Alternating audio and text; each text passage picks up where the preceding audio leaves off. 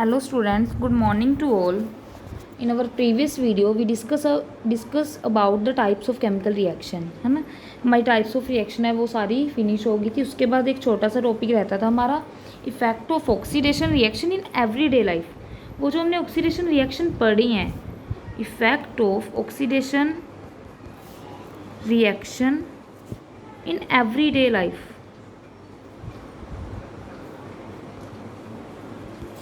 Effect क्या पड़ता है ऑक्सीडेशन रिएक्शन का इन एवरीडे लाइफ. देखो ऑक्सीडेशन है ना, ये इसका क्या है, ये जो ऑक्सीडेशन है ये एक डैमेजिंग इफेक्ट प्रोड्यूस करती है मेटल पे भी, फूड पे भी. कैसे? जैसे देखो हम बोलते हैं कई बार कोई मेटल है जैसे आयरन है ना, वो क्या है एयर के कंटेक्ट में और मॉइस्चर के कंटेक्ट में आती है तो वो क्या कोरोड हो जाती है, कोरोजन, उस पर जर लग जाता है ना, रस्टिंग ऑफ आयरन बोलते हैं जिसको.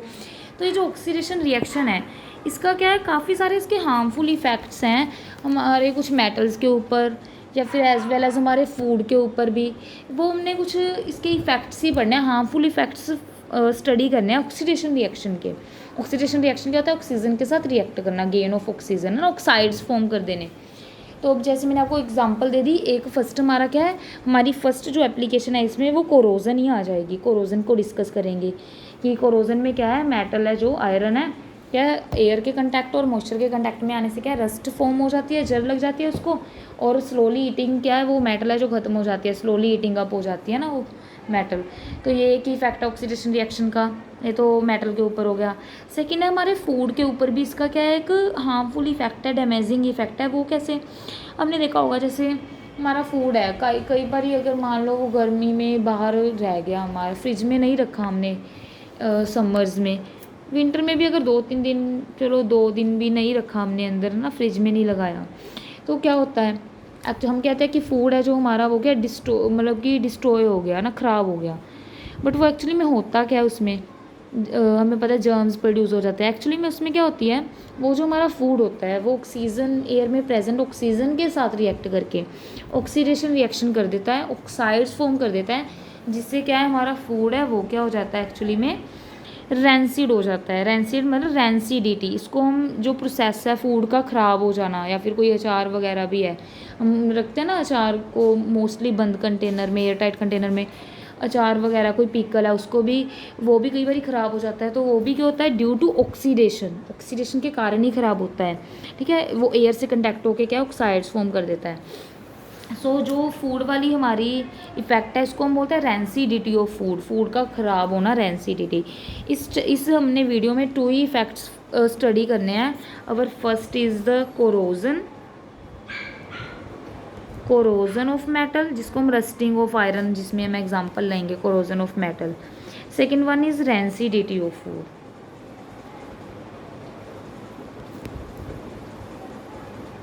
रैंसिडिटी ऑफ फूड, ये 2 पढ़ने हैं हमने, 2 डिस्कस करने हैं. अब 1 बाय 1 डिस्कस करते हैं, छोटा सा ही टॉपिक है हमारा ये. तो फर्स्ट हमारा है कोरोजन. देखो कोरोजन की मैं आपको डेफिनेशन पढ़ के सुनाऊं तो क्या है, वैसे आपको पता है कोरोजन के बारे में. ठीक है, कोरोजन क्या है, corrosion is the process in which metals are eaten up gradually by the action of air, moisture और केमिकल ऑन देयर सरफेसिस. वो ये slowly eating up of the surface of metal by action of air, moisture and chemicals. Slowly eaten up, slowly metal का जो surface है वो eaten up होता रहता है, किसके कारण, bye the action of air के कारण, मॉइस्चर के कारण, केमिकल के कारण, ऑन देयर सरफेस के ऊपर. क्लियर हो गया. Corrosion is causally mainly, cause क्या है इसका, mainly due to the oxidation of metal by oxygen of air. इसका मेन कोज क्या है, oxidation of metal. Main cause इसका क्या है, ऑक्सीडेशन ही है, oxidation of metal by oxygen of air. Air में जो प्रेजेंट ऑक्सीजन है उसके साथ रिएक्ट करके ऑक्सीडेशन के कारण होता है ये जो कोरोजन है. इसकी एग्जांपल है हमारे पास कौन सी, rusting of iron. Rusting of iron क्या है, इसकी एग्जांपल है. इसकी मैं एक डेफिनेशन लिख रही हूँ, डेफिनेशन इसकी एक इक्वेशन लिखूंगी, iron F, rusting of iron की. ये क्या है हमारा आयरन है ना, बैलेंस करके लिख रही हूँ, 4 iron plus 3 oxygen atoms changes into क्या बना देंगे ये, नहीं सच है आपके, सॉरी, प्लस ऑक्सीजन। देखो जो आयरन है वो क्या है, ऑक्सीजन प्लस वाटर भी तो लेता है, प्लस मॉलिक्यूल्स ऑफ वाटर ले लो, कुछ भी यहाँ पे कुछ भी एक्स मॉलिक्यूल्स ले लो, मॉलिक्यूल कितने ही वाटर के मॉलिक्यूल्स हो सकते हैं। अच्छा 2x लिया हुआ है इन्होंने, 2x ले लो। यहाँ पे क्या है, बस सिंपल भी ले सकते हो। वाटर के साथ रिएक्ट किया तो हमारे पास क्या बनेगी, यहाँ पे रस्ट बन जाएगी। रस्ट का फॉर्मूला याद रखो आप, 2Fe2O3। Fe2O3 सुना था ना हमने पहले, फेरिक ऑक्साइड है ना, ये फेरिक ऑक्साइड ही रस्ट होती है। प्लस इसमें क्या है, कुछ मॉलिक्यूल्स ऑफ वाटर होते हैं, सम, एक्स का मतलब क्या है, some molecules of water, ferric oxide plus some molecules of water. ये जो कंपाउंड यहाँ पे बनता है इसको हम हाइड्रेटेड आयरन ऑक्साइड बोलते हैं। हाइड्रेटेड फेरिक ऑक्साइड भी बोल सकते हैं, हाइड्रेटेड फेरिक ऑक्साइड, ठीक है, हाइड्रेटेड फेरिक ऑक्साइड। और इसको क्या बोल सकते हैं, हाइड्रेटेड आयरन ऑक्साइड, हाइड्रेटेड लगा के आयरन 3, इसका नाम ऐसे ही डालना है 3 ऑक्साइड, ठीक है। इसको हम, ये जो कंपाउंड बना है ये हमारा रस्ट है, ये चीज़ याद रखना, रस्ट का फॉर्मूला है ये किसका फॉर्मूला है, हमारा रस्ट का। ये हमारा रस्ट बन जाता है जब क्या है, आयरन ऑक्सीजन और वाटर से रिएक्ट करता है तो ये हमारा रस्ट फॉर्म हो जाता है। Clear. So this is the example of corrosion. ये आपको कोरोजन के बारे तो वैसे पता ही है। इसको ठीक कैसे कर सकते हैं, इसके ways to prevent from corrosion. कोरोजन से कैसे बच सकते हैं बताओ भाई, कैसे?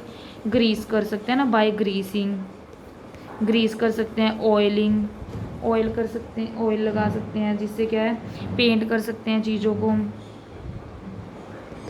पेंटिंग कर सकते हैं, पेंट कर सकते हैं, ठीक है, चीज़ों के ऊपर। इसके अलावा गैल्वेनाइजेशन, गैल्वेनाइजेशन एक प्रोसेस क्या होता है पता है, जिसमें क्या है, आयरन के ऊपर किसी और मेटल की क्या है, लेयर चढ़ा देनी, दैट इज़ द गैल्वेनाइजेशन। तो ये क्या है, सम मेथड्स हैं to prevent the metal from corrosion, से क्या है, उसको प्रिवेंट करने के लिए 3-4 मेथड लिख सकते हो, ठीक है। इतना ही है, इसमें इतनी डीपली जाने की जरूरत नहीं है, जस्ट इतना ही आपकी बुक्स में भी। नेक्स्ट क्या है, हमारा सेकंड जो इफेक्ट था वो क्या था, हमारा रेंसिडिटी। रेंसिडिटी को थोड़ा वो डिस्कस कर लेते हैं। रेंसिडिटी मैं आपको डेफिनेशन बता देती हूँ। The condition produce by aerial oxidation of fat and oil in food marked by unpleasant smell and taste is called rancidity। देखो वही एक condition produce by aerial oxidation होती है। क्या होती है, एरियल, एरियल का मतलब एयर से वही ऑक्सीडेशन होती है, ऑक्सीजन लेके एयर से, किस, बट एक्चुअली में फूड की होती है, किसकी, फूड में जो हमारे फैट और ऑयल कंटेंट होता है ना, फैट और ऑयल कंटेंट होते हैं, एक्चुअली में ये ऑक्सीडेशन करते हैं, ऑक्सीजन से रिएक्ट करते हैं। फूड में हमारे जो क्या, कौन से कंटेंट होते हैं, फैट और ऑयल कंटेंट होते हैं, ये ऑक्सीजन से रिएक्ट करके क्या है, ऑक्सीडेशन करते हैं। सो जब ये ऑक्सीडेशन करते हैं तो इसके कारण, मम्मी की डेट, एक्चुअली में जो फूड में हमारे फैट और ऑयल कंटेंट होते हैं ये ऑक्सीजन से रिएक्ट करके क्या है, ऑक्सीडेशन करते हैं। जब ये ऑक्सीडेशन करते हैं तो हमारा जो फूड है वो क्या, स्पॉइल हो जाता है, उसमें से क्या है, अनप्लीजेंट स्मेल आने लगती है। स्पॉइल बोलेंगे, क्या बोला था मैंने पहले यार, हम क्या, हमारा अनप्लीजेंट स्मेल आती है एंड टेस्ट उसका क्या है, ख़राब हो जाता है ना, जिसको हम क्या बोलते हैं, स्पॉइलिंग ऑफ फूड भी डिस्ट्रॉय नहीं बोलेंगे, स्पॉइलिंग, स्पॉइल हो गया फूड, स्पॉइलिंग ऑफ फूड हो जाता, फूड भी बोल सकते हैं, ठीक है।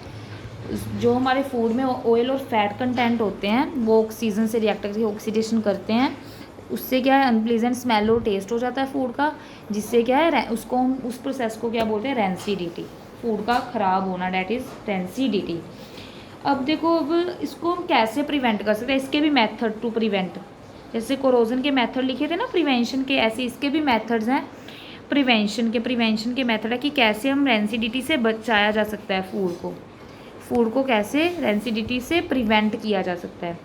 सो हमारा फर्स्ट क्या है, rancidity can be prevent by adding antioxidants to food containing fat and oil. हम क्या, जो हमारे फैट्स फूड है उसमें हम क्या कर सकते हैं, बाय एडिंग एंटीऑक्सीडेंट्स मिला दूँ उसमें, फूड में क्या है एंटीऑक्सीडेंट्स, आपने कई बार लिखा होगा किसी भी चीज़ के पैकेट के ऊपर एंटीऑक्सीडेंट्स होते हैं उसमें, ये भी कुछ केमिकल्स ही होते हैं एंटीऑक्सीडेंट्स।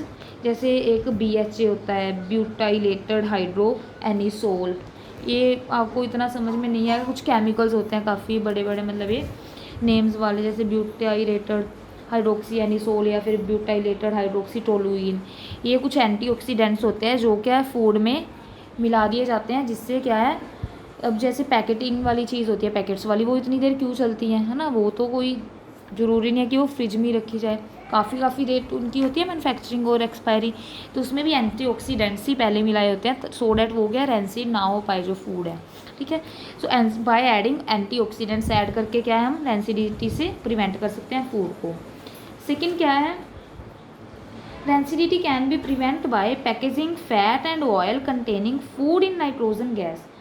रेंसिडिटी को हम कैसे बचा सकते हैं, जो हमारे फैट और ऑयल कंटेनिंग फूड के पैकेट्स हैं ना, उनको नाइट्रोजन गैस में रख के, उनको क्या है नाइट्रोजन गैस के अंदर प्लेस कर दो, वो जो पैकेट्स हैं हमारे खाने पीने वाले जो भी जिसमें फूड और ऑयल है, फूड फैट और ऑयल, उनको नाइट्रोजन गैस में रख देंगे तो भी क्या है हम उनको रेंसिडिटी से प्रिवेंट कर सकते हैं, ये चीज़ याद रखो, ठीक है। Third one is by kept in refrigerator में केप्ट करके ना, ये तो आपको पता ही है सबको, हम घरों में भी रखते हैं, फ्रिज में रखते हैं ना खाना, वही है बाय केप्ट इन रेफ्रिजरेटर में रख के, ठीक है। Next fourth one is by using air tight container. अगर हम एयर टाइट कंटेनर्स रखते हैं तो एयर तो अंदर जा ही नहीं पाएगी, एयर टाइट कंटेनर है, सो हमारा फूड है वो क्या ऑक्सीजन से रिएक्ट ही नहीं कर पाएगा, तो वो क्या है प्रिवेंट हो जाएगा रेंसिडिटी से एयर टाइट कंटेनर का यूज़ करके। हाँ, तो ये क्या हमारे कुछ मेथड्स थे प्रिवेंट करने के रेंसिडिटी और कोरोजन के, 2 इफेक्ट्स से ऑक्सीडेशन के। First one is corrosion and rancidity. इसी के साथ हमारा चैप्टर ख़त्म होता है। इसके बाद मैं आपको कुछ क्वेश्चंस डालती रहूँगी, आप उसको क्या सॉल्व करके देख लेना। NCERT सॉल्यूशंस है, मैं आपको उसकी फ़ोटोज़ क्लिक करके व्हाट्सएप ग्रुप में सेंड कर दूँगी, वो आप कॉपी पे लिख लेना है NCERT questions. Thanks for watching.